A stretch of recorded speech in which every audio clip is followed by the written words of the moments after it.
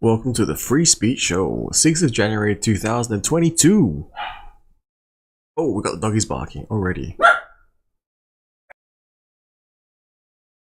We got the dog introduction, the dog interlude. There must be someone near the front door. Anyway.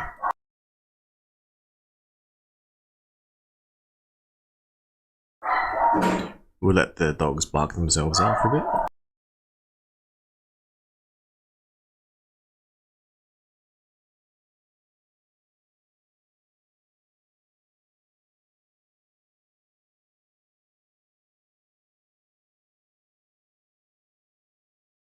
Of course, as soon as you start streaming live, the dogs decide to, make noise.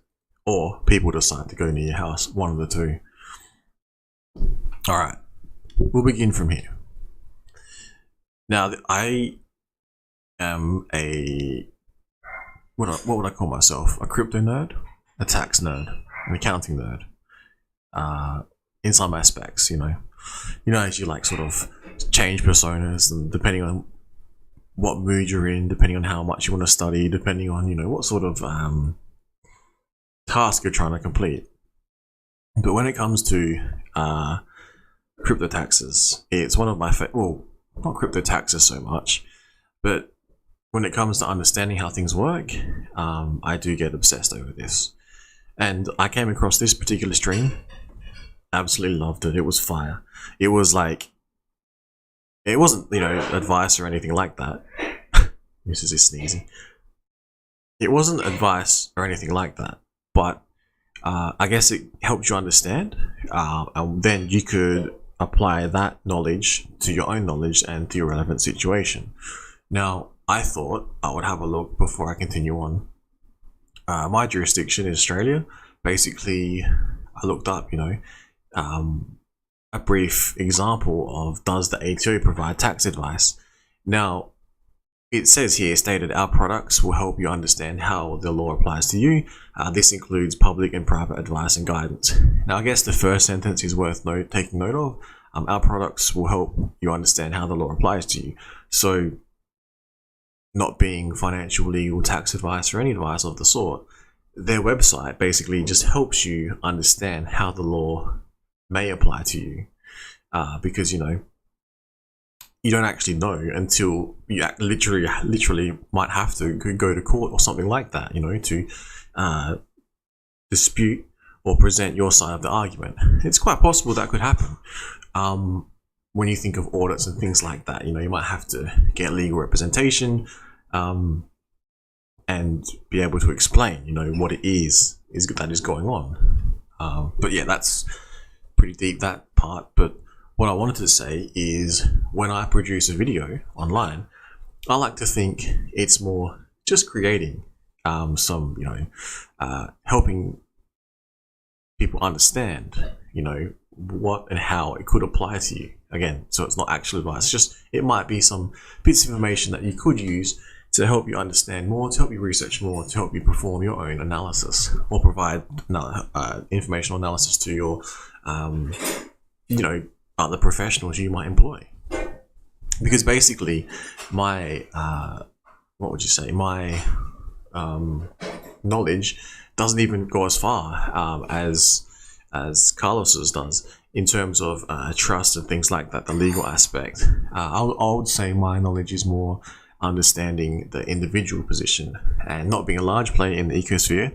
I wouldn't need to sort of go down that whole route of, set up the insane trust and setting up generational wealth.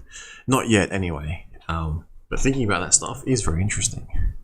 Now, I might send a link out for this one.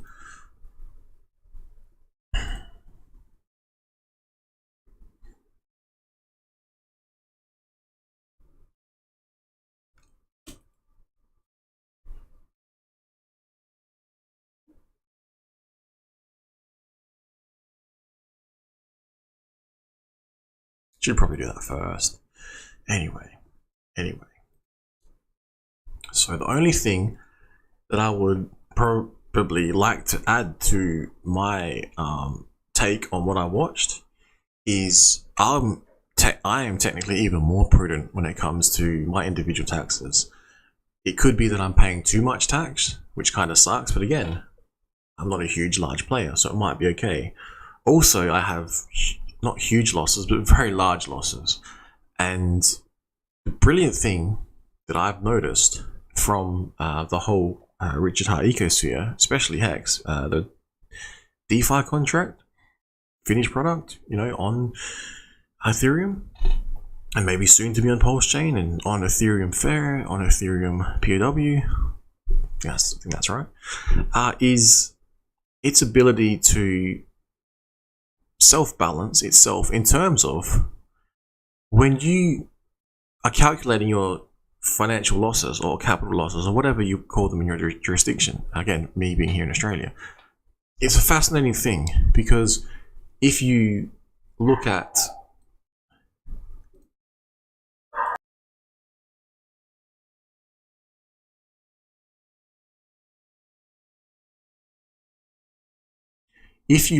the what's it called, when you burn, the function runs that burns the hex, it literally burns the entire hex. So whatever the cost base was at that time, you're locking in losses.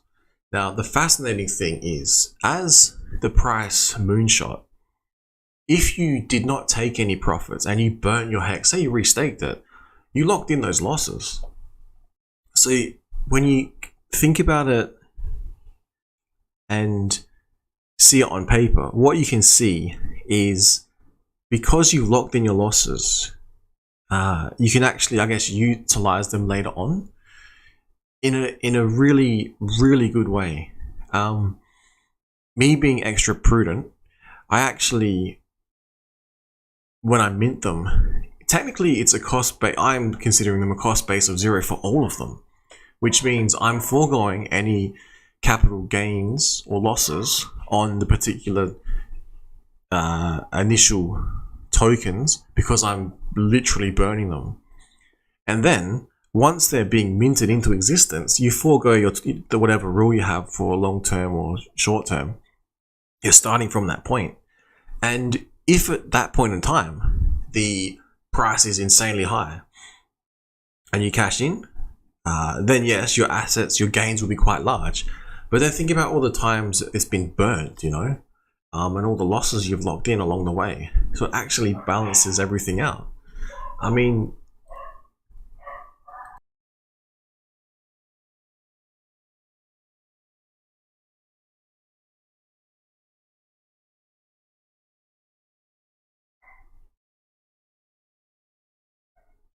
if you have, for example, oh my god, the barking is doing my head in.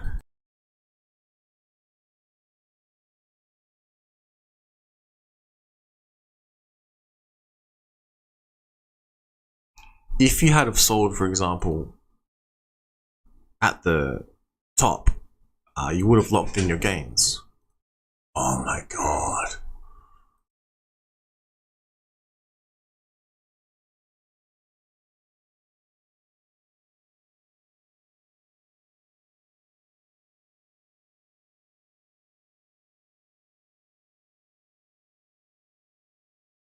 Ah, insane.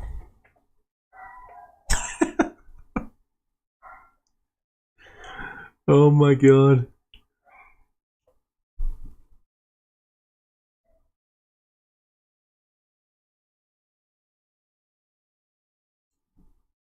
Basically what I was saying, you can utilize your capital losses in a very efficient manner with the Hex ecosphere, with the smart contract, the finished product, which is Hex.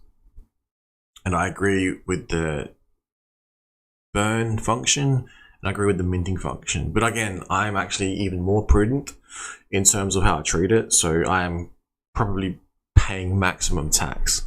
In saying that, because of the extreme highs that it had and the losses that were locked in, any sales that I do make might actually not be taxed, because that asset gain, if there is any, will be offset by the losses that are building up, basically. And that's my whole it really is amazing. it's almost as if it was extremely well thought out in that aspect, specifically relating to the tax treatment of it. And this depends on what area of what jurisdiction you're in, because maybe you can't enjoy, you don't have those particular regulations in place. And then it could be the other end where you might be in a jurisdiction where there's just no tax or very favorable tax treatment. So you might not have to worry about this sort of stuff. But you have the option to, if you want to really look deeply into this, it is I would almost love to do a case study on it, and just the depth of thought that the design and how you can use it legally, in my opinion, to basically lock in your losses and lock in your gains very effectively. And it's not even like it's not like you're harvesting, I'm intentionally making losses to harvest them. It's just how the system's designed, and you can't argue with logic, you can't argue with the code. It's extremely hard to argue with, but I'm intentionally, it's like, no, this is what the code says, this is what the math says, this is what it does, So that was my attempt to try and eloquently explain a very complex system with the dogs in the bark in the background are about to crush the computer and the microphone and the camera. Right. Now, next thing. This is why it's going to be fun, people. I think it's going to be fun. In the next bull market, what is going to most likely happen? Well, maybe, just maybe, there might be some top gain. Oh my god, the dogs, man.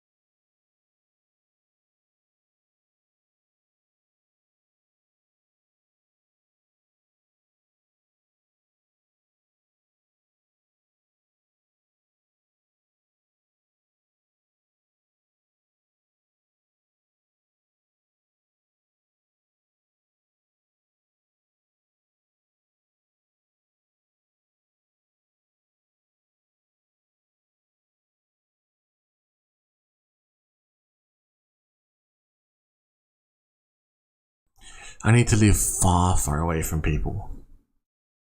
In a little castle somewhere away. Dogs won't bark at other people.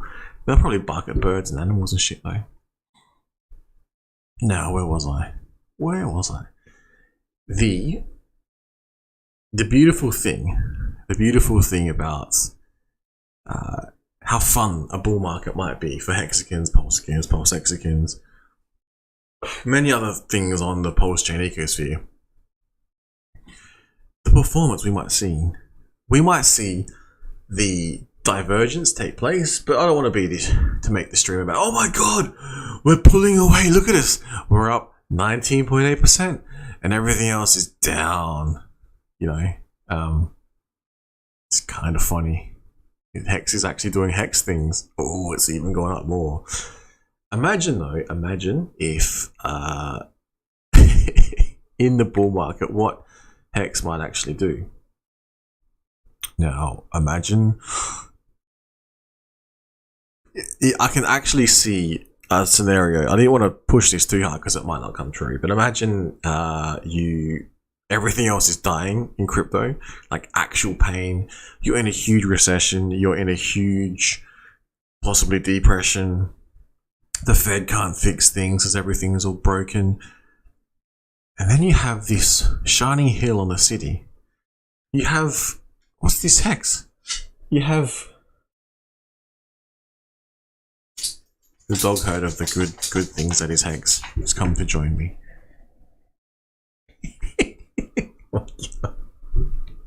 He comes in and scratches himself and walks off. That is so cute. Now, imagine the shining hill in the city where everything else is dying.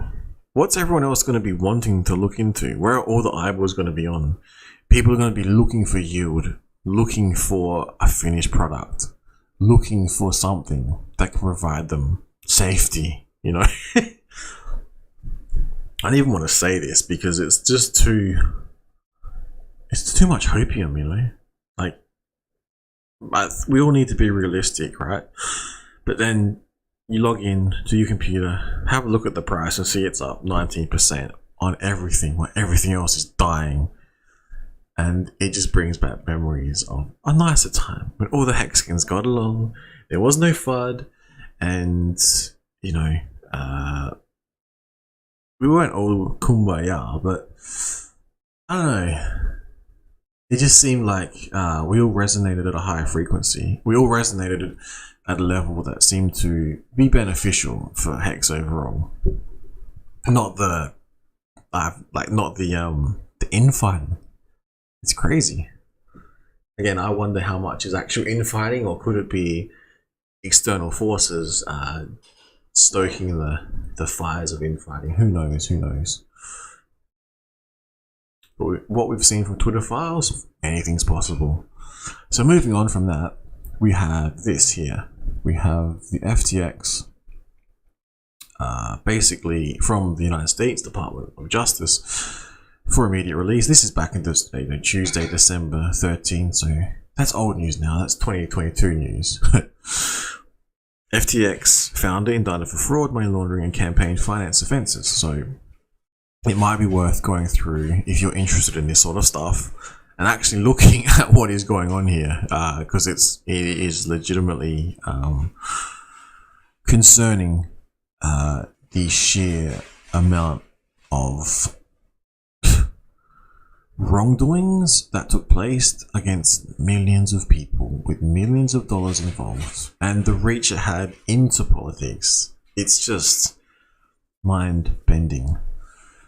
Now, moving on from this topic, we also have this here. We have yesterday, Laura Loomer catching up with AOC, pointing out that maybe they might investigate someone who accepted stolen FTX money, you know, and then that's why I thought I would cover this here, where it's not, this is not like some weird conspiracy theory. This is actually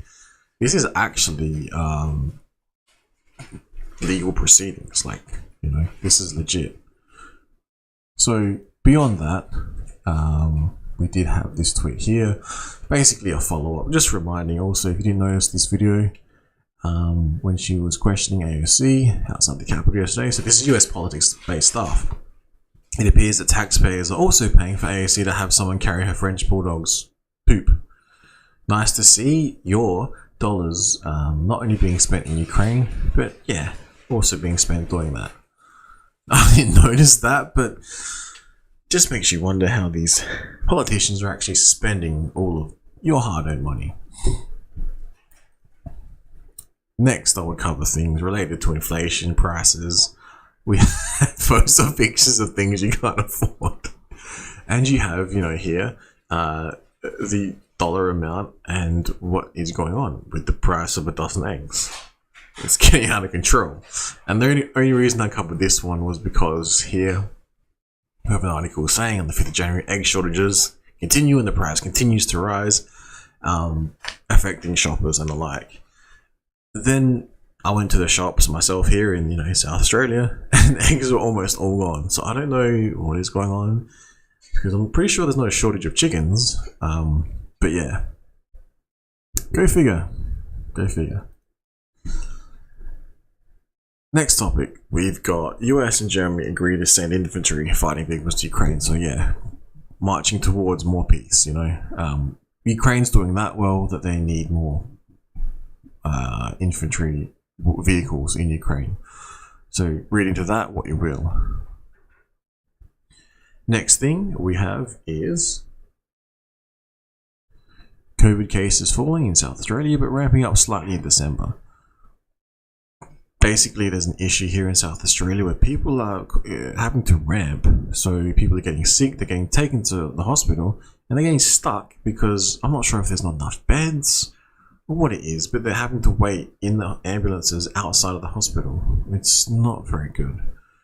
I honestly don't know how to fix this. You'd think that maybe they'll build some more hospitals or something like that, but it's getting beyond the joke at this point in time. Maybe I should be a politician to try and fix the ramping here in South Australia, because obviously our politicians don't seem to be able to, or willing to, try to do this, you know. And yeah, so this is the last bit I thought I would cover again, basically saying this is like tax bodies saying they have a website and products can help them understand the law that applies to you. So when I talk about anything to do with this, if I mention anything, it's in an unofficial manner, and also it's not legal advice. It's more information, and you need to actually fact check it to make sure it's not wrong, and then apply it, what you find, or have a professional apply it, you know. Now, before I close, I want to cover this. It is the... You know when you hear someone and they wrap everything up what you're trying to say, because you might understand it, but you might not be able to word it in a certain eloquent way that makes as much sense versus when someone else says it. So we have here basically a newsletter I receive, dated today. It's called The Death of Government Censorship, and reading from that, it's fascinating to read. So yesterday I tried to cover the Twitter files and explain some bits of information here and there and how it could be applied. So you'd have to go through and decipher and pick out the information, apply it accordingly, to be able to even begin to understand what I was saying. Now, when you read this article though, it's just crystal clear. It's like when you hear Richard Hart talk about the flaws with Bitcoin. No one had ever pointed it out in a clear, concise manner to myself, the potential pitfalls of Bitcoin. It was all hopium talking points and narratives, you know. No actual facts were behind it. So that is what led me towards the Richard Hart ecosphere. With this particular newsletter, once I read this out, after reading the Twitter files or attempting to decipher the Twitter files, it makes a lot more sense, right? So here I go. The so-called Twitter files have revealed that the FBI was directly involved in censorship of key information. The American people had a right to know about this involved information, about the vaccines, Hunter's laptop, and election fraud. So yesterday when I was pointing out, there was requests coming in through from agencies like the FBI. You read this newsletter, it breaks down into a clear and concise manner. It says, the FBI was directly involved in the censorship of key information the American people had a right to know about. This involved information about the vaccines, Hunter's laptop, and election fraud. Twitter likes to pretend that they are not subject to the First Amendment because they're a private company. But that defense fails if the government, which is subject to the First Amendment, is directly involved in issuing censorship orders. So again, after reading all those convoluted Twitter files and the way I presented it, the data was there, but then you have some expert come through and they roll it out in a clear, concise, you know, dot point, bit of information that's easily digestible, easy to understand. It's like, as I said, like when Richard Hart explained the pitfalls of Bitcoin. Had never been done to me before, but when it was explained in that manner, it made crystal clear sense. Why? Maybe, just maybe, there were some other options out there if you think the cryptocurrencies will bring about world freedom and world peace and help humanity achieve a type 1 civilization and things like that, you know. Anyway, if Twitter was acting as a government censor, there's no reason to believe that Facebook, Google, and other platforms, you know, YouTube is owned by Google, and other platforms are any less guilty. It seems that the entire social media universe is rotten to the core when it comes to censoring dissenting views. Twitter under Musk has exposed the game. I don't care about your politics. Justice demands that this is unconstitutional and practice must end. That this unconstitutional practice must end. I think that is extremely well read. Now, again, all credit goes to Jim Rickards here.